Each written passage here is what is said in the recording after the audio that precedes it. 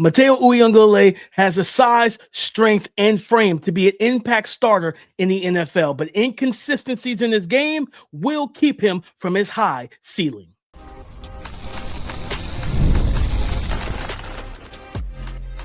You are Locked On NFL Draft, your daily podcast covering the NFL Draft. Part of the Locked On Podcast Network, your team every day. Well, welcome back to the Locked On NFL Draft Podcast. I'm Damian Parson. That's Keith Sanchez. On today's episode, we're breaking down Oregon star defensive end Matayo Uiagalelei. We're going to break down the concerns. We're going to talk about the grades and any NFL comps we have for him. We're going to start off with the pros, the good things, and what makes him a talented prospect that you need to watch during the 2026 college football season for the 2027 NFL Draft. Keith, you got it coming off a season. Matayo Uiagalelei came off a season of 6 sacks, 8 QB hits, 38 pressures, listed at 6'5", 270 to 275 pounds.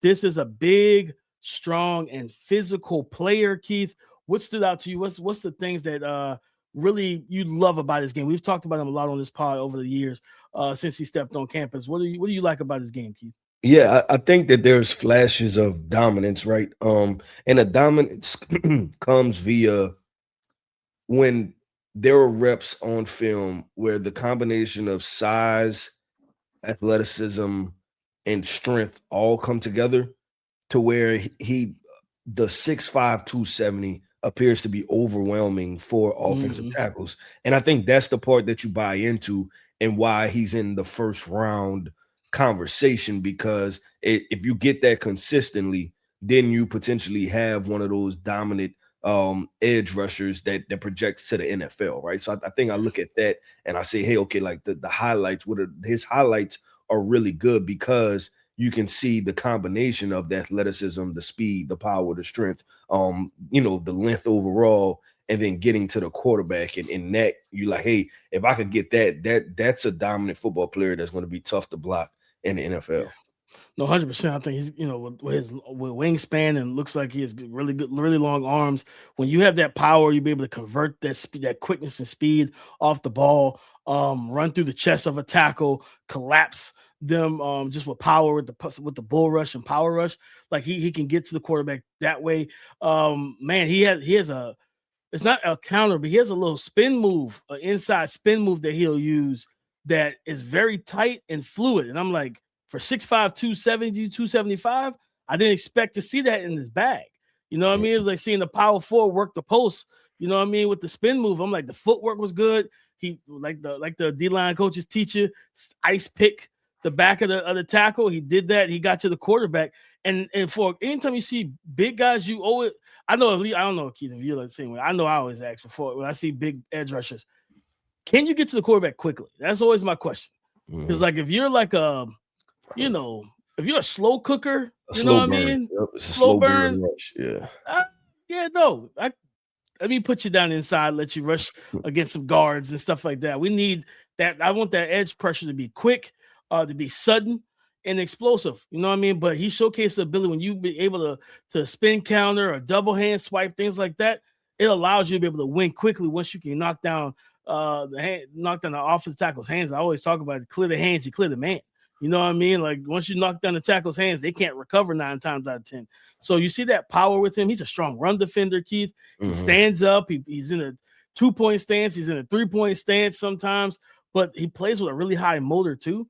And I love like his IQ as a football player is strong because, you watch him against like quarterback mesh point stuff, mesh point action, QB zone reads and stuff like that. You see he's playing to his responsibility. I got QB. I'm not crashing down. You saw how many times we've seen that QB, that mesh point, ride the mesh point, that backside end just takes it down the line of scrimmage.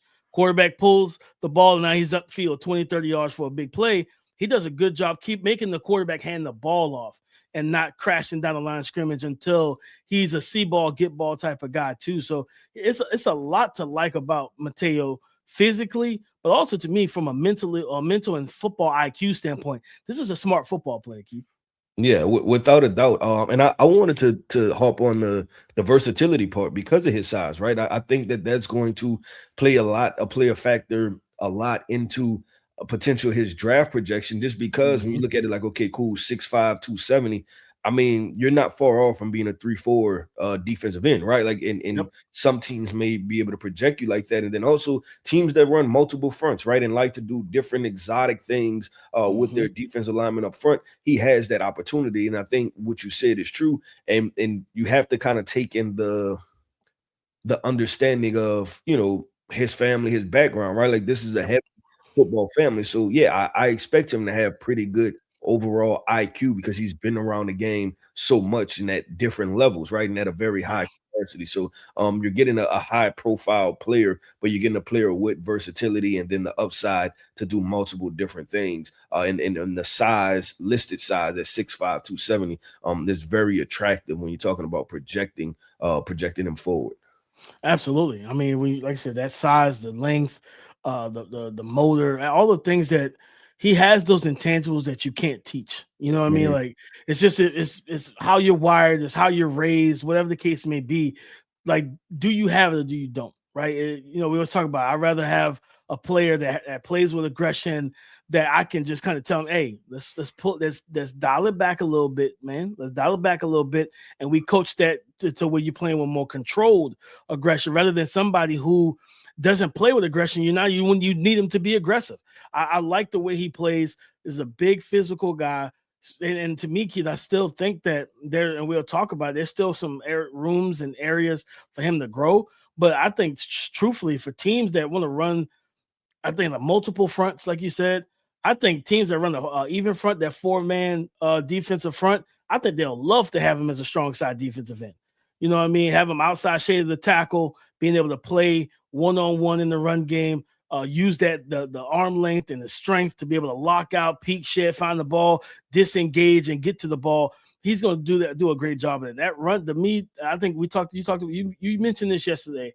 We talked about Colin Simmons. You said safe floor. You feel good about the floor of Colin Simmons. When you look at Matayo Uiagalelei, because of that run defense, Keith, you feel good about the floor. You know he's going to come in and be a net positive for you. Could be an impact player. Then you just figure out, if you don't feel like he can rush off the edge, cool. You know you can kick him down to that 3-tech kind of 4-eye roll and let him get that one-on-one with guards. And he's going to have the length advantage. He's going to have probably the strength advantage and the quickness advantage that should allow him to collapse the pocket, get his hands up, and be right in the face of the quarterback.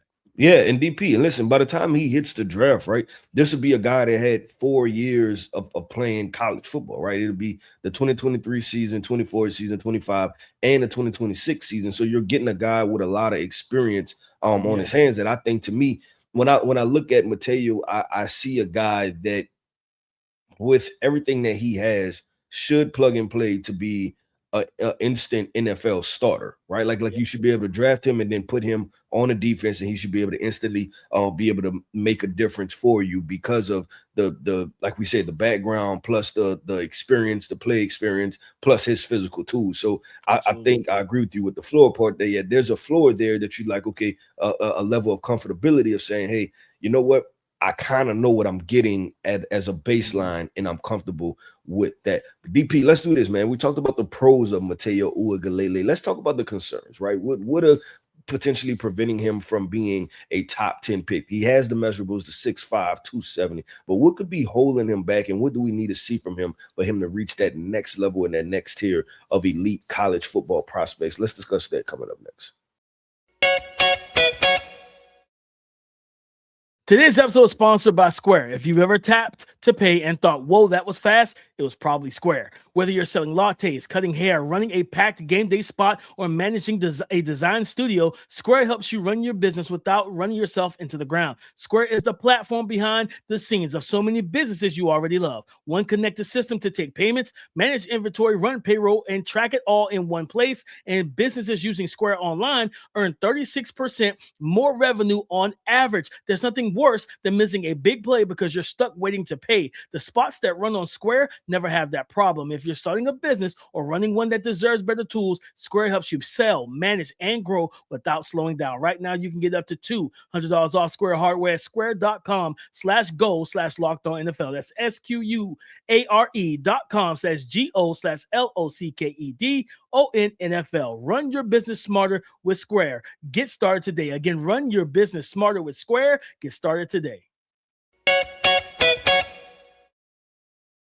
6'5", 275-pound defensive end for the University of Oregon with those Ducks, Keith. What are some of the concerns? We talk about the pros. What are some of the concerns with Big Matayo Uiagalelei that stood out to you on tape that you like, hey, this could kind of limit you at the next level? Yeah, I think we just discussed it, right? And it's the slow burn factor at times. And I talked about when he puts it all together, but it's not very consistent that he puts it all together. I think consistency is a big part of it. And you have to ask yourself, why is he not putting it all together, right? Like consistently, and from the sense of the fact of, is it a willingness thing? What are you triggering, right?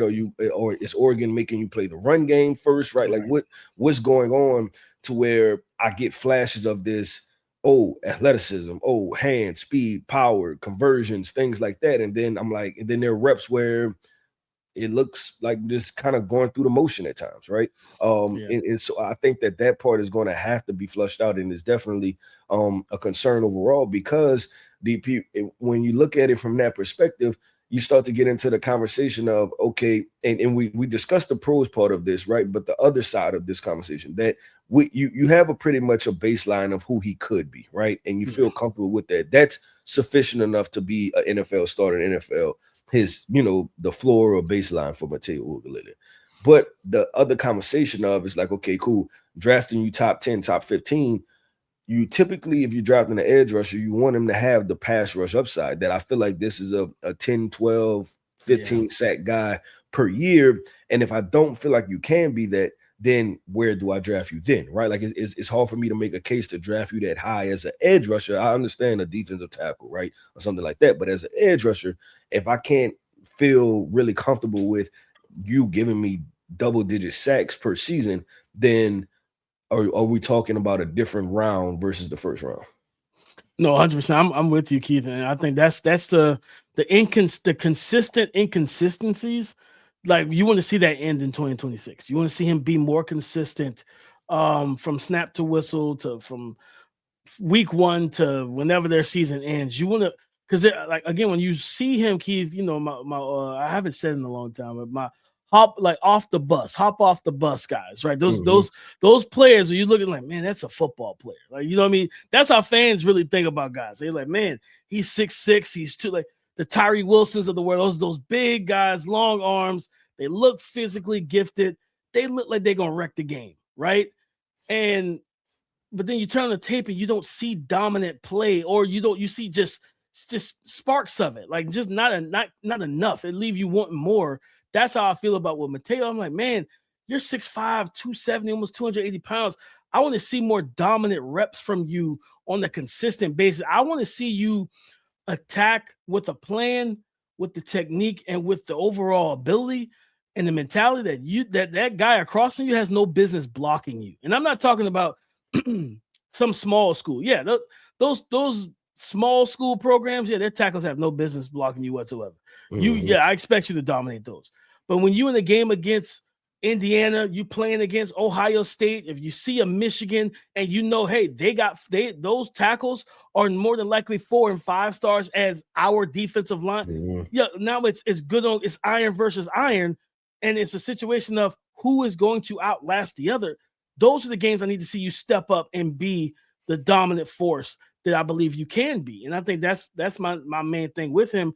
Looking at he, to me also, because from a concern standpoint, I feel like he is, like, again, similar to Dylan Stewart. Dylan's definitely more fluid and more agile, and all that type of stuff. But 6'5", that comes with some pad level issues at times. Yep. He plays really high. Like he's out the blocks, ball snapped, jack in the box. You know what I mean? Like just immediate. And then you're talking about popping up. You're playing upright without any forward momentum. Like before you even get momentum, you're already broad shouldered, chest out, and now you're trying to work downhill instead of just working downhill. And then similar to what they tell runners in the 40, you don't pop right out of the blocks. When you start your 40, it's a gradual rise to a upright state. The drive phase, yep. The drive phase. So I want him to embrace that. Find, because or if it's not possible, right? It might be he doesn't have the ankle flexion or the hip fluidity to stay in that drive phase too long. And if that's the case, is you're physically not able to do it, I understand. But that's something I think that he needs to clean up, because you're not going to be able to maximize your frame and size and your skill set by constantly popping up at the line of scrimmage. Not 2 steps into your rush, not 1 step into your rush. Ball is snapped and you're high. And he's a high cut pass rusher to me. Yeah, and I to me, DP, I think it impacts this part too. And I don't know if you felt that way, like even when he got into the backfield, whether that's on a run play and he's getting penetration, right? He gets upfield, gets backfield penetration, or you're talking about a passing play, and he's trying to get to the quarterback.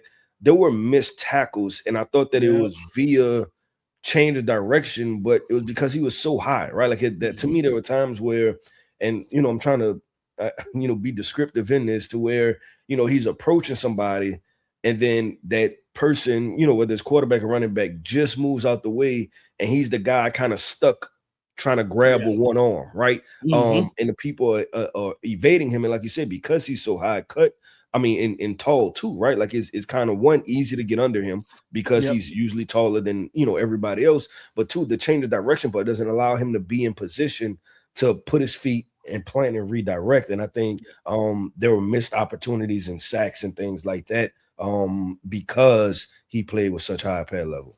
Yeah, no, definitely. Like, I've seen that same exact thing, Keith, because it's like when you're tall like that, you're 6'5", like you have to drop the pad level to get to a even or reasonable strike zone to make a tackle. You're tackling high a lot of times, and with running backs, I can tell you, we know if you're too high, we're going to drop our pad level, drop our weight, and drop our head and get right underneath your arms. And now we're hitting the lane, right? You know what I mean? Quarterback, same thing. They got the rip through maneuver, stuff like that.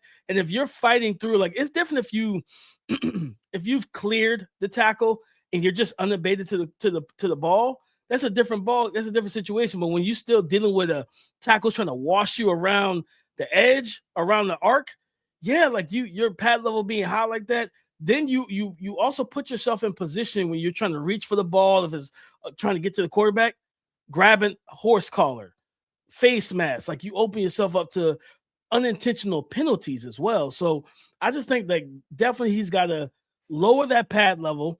That's going to allow, I think, from one, it's going to allow him to be a better pass rusher, Keith. You know what I mean? To where you may be able to chain together moves, because like, if you're playing the Lane Johnson, you know what I mean, a Penei Sewell, and they stop that first move, do you have the agility and the ability and enough suddenness to then, okay, I go from outside rush to I'm a chain together and do it quickly. And do it quickly, where it's not labored, it's not segmented, and they can recover. No, you do it suddenly. Now you're in the face. You cross their face, and you got a beeline to the quarterback, right?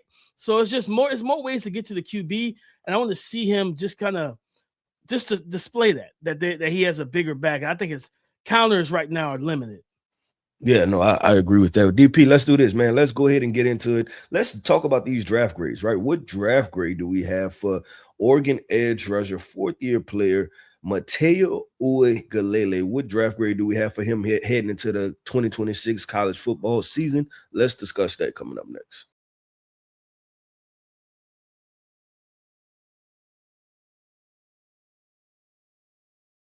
Thank you for making Locked On NFL Draft your first listen of the day. And thank you for making Locked On Podcast Network the #1 sports podcast network in America. It's all because of you, our everydayers, and that's why we can celebrate 10 years of being in business here on the Locked On Podcast Network. Keith, explaining the grade for Mr. Matayo Uiagalelei, 6'5", 270, 275. What grade did you give him?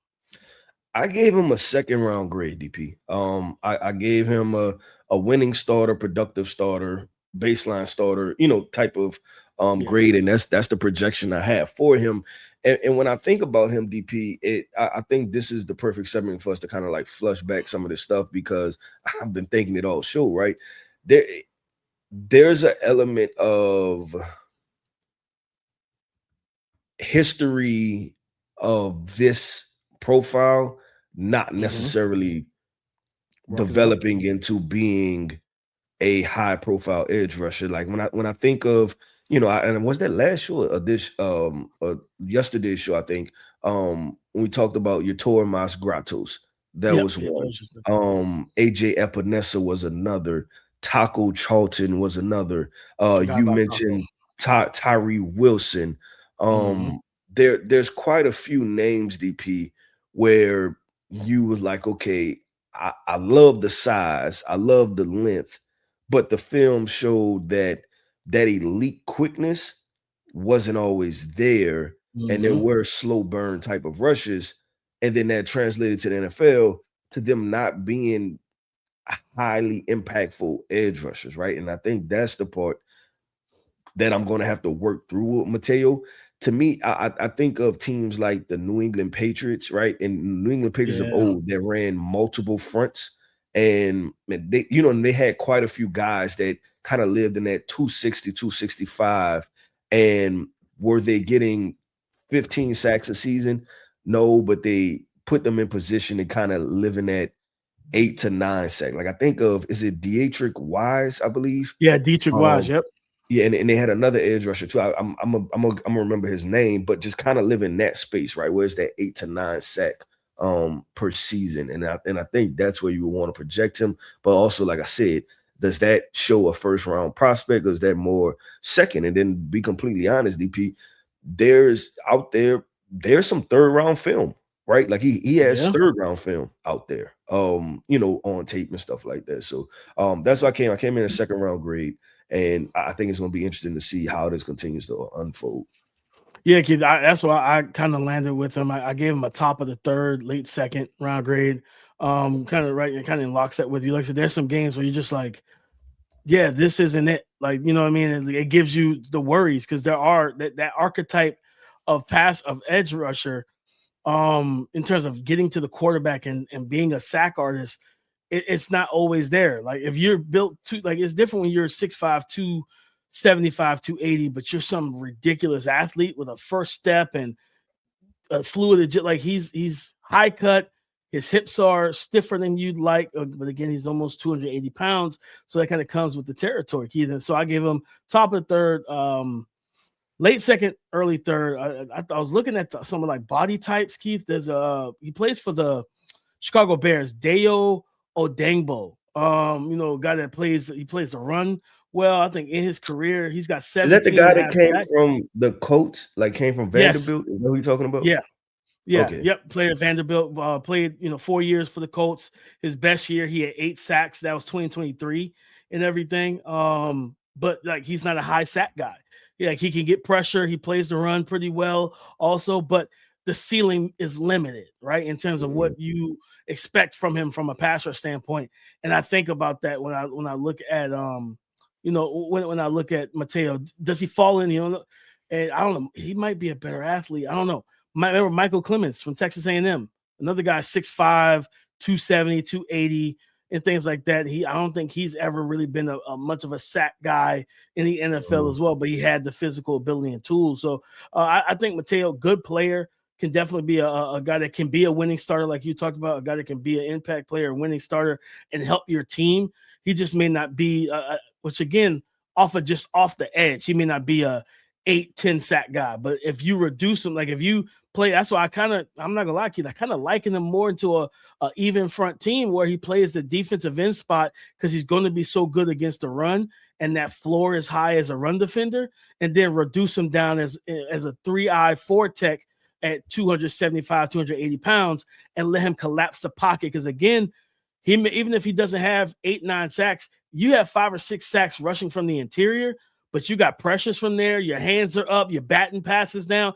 You're still a winning starting caliber player that can earn a second contract, even a third contract for an NFL team, because you give them that positional flexibility. Again, good player. Just he left me wanting more, Keith. I wanted to see, can you get to double-digit sacks in college? Now, as I always say, stats don't travel. They don't go to the league, but you got to put like you got to put the production out there. You know what I mean? We talked about with Dylan.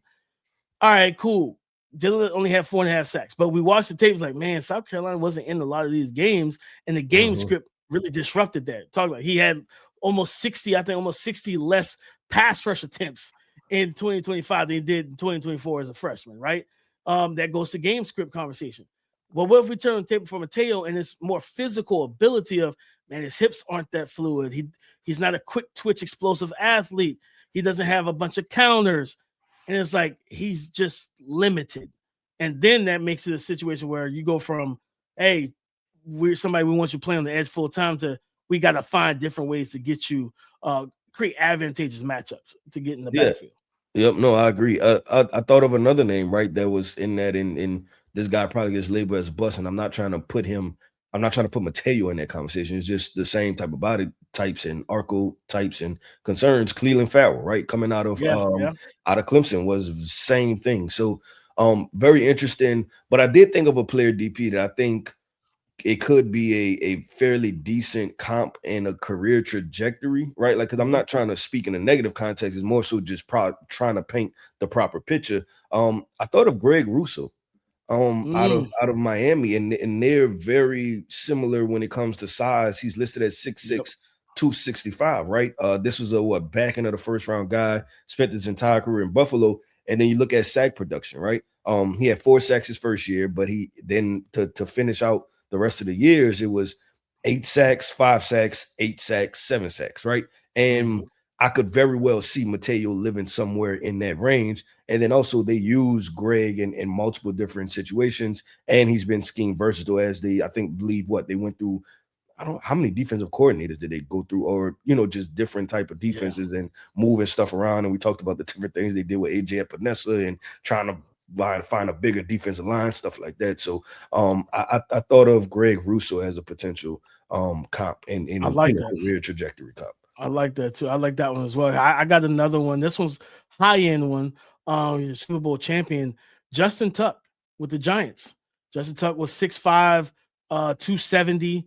He played defensive end, but then, when they went to that NASCAR package and stuff, I believe they would reduce him down. It was like Michael Strahan, O.C. Umenyiora rushing off the edge, and there was Justin Tuck and Matthias Kiwanuka. They played more the D tackles in that spot, and that NASCAR package was hell on wheels. You know what I mean? Like, it was the defensive version of the Wildcat that Miami, the Dolphins brought back in the 2000s with what was it, Ronnie Brown and Ricky Williams or whoever it was. Like, yeah, man. Like, I think that if you're talking about for Mateo, if he's able to be that really great run defender that we believe that he could be, and then reduce you down, I think Tuck had a really good RAS, relative athletic score. I think it was like 9.8 and everything like that. Shout out to my boy Math Bomb, friend of the show, and everything. I pulled it up right here. Look at his card. Yeah, he 6'5". He was like 265 and everything, but he had 9.8. RAS. We'll see what the RAS shows for Mateo, but I can see that kind of Justin Tuck archetype of how he was utilized as well that allowed him to be successful. And I think Mateo can do those similar things and reducing inside, rushing, and splitting gaps and being strong and, splitting double teams and things like that. But also, you may not have the quickness to win the arc on the edge. I'm pretty sure he has enough first step quickness. If he keeps the pad level low, to shoot straight through gaps and get right in the backfield on third downs from an interior defensive line spot. So definitely an opportunity for him. Yep, I agree. Well, DP, that wraps up another episode, man, of the Locked On NFL Draft Podcast. I want to end the podcast off by saying shout out to our everydayers. Thank you for tapping in with us each and every single day. I am Keith Sanchez. You can find me on X at The Talent Code. That right there is my guy, my co-host, Mr. Damian Parson. You can find him on X at DP_NFL. And like we like to say, man, y'all come talk to us because we like to talk back. Go subscribe and follow for free on YouTube or wherever you listen to podcasts to get the latest episode as soon as it is available. Come and join the conversation again tomorrow on the Locked On Podcast Network, your team every day.